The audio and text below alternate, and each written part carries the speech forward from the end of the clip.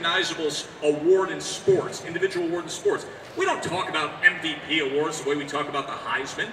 It doesn't have that type of fraternity, other awards don't, that the Heisman does. So, you know, I went to our folks at ESPN and said, listen, I've been analyzing the Heisman historically, and I've been a voter since 1999, and I think we need to follow the race better.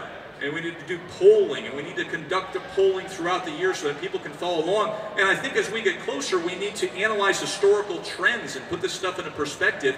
And if you look at what the Heisman has even gone from about 7 years ago to now, I mean, it's a college football season onto itself, the Heisman race. Absolutely. So if you had been that person the day that Peyton Manning didn't 1997, get it, yeah, Charles Woodson. If you'd had 3 minutes to analyze it, what do you think you would have said? Yeah, I mean, I've had those moments, and I know that this is the state where you can't say otherwise. You know, Woodson is one of those guys who I refer to often when you look at his Heisman year because he's a complete anomaly. And he's one of those guys, we've had dynamic defensive players before. But to win the Heisman Trophy as a defensive player, you have to have exactly what happened to Charles Woodson. You have to have signature moments when the majority of eyeballs are watching you. You have to touch the football, and you have to score with the football. Listen, Peyton Manning not winning the Heisman Trophy is one of those milestones that's often referred to.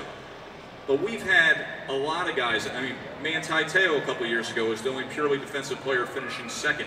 We've had a lot of those unique years where it hasn't happened. And of course, he catches the year that it does happen, 1997. I actually remember that year well as a fan. I was a big fan. I was working in the business, but I was a big fan of what Peyton Manning did throughout his career.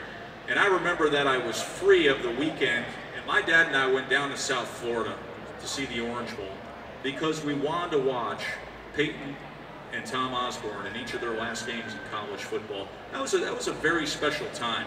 But yeah, 97 is one of those marker years in Heisman history.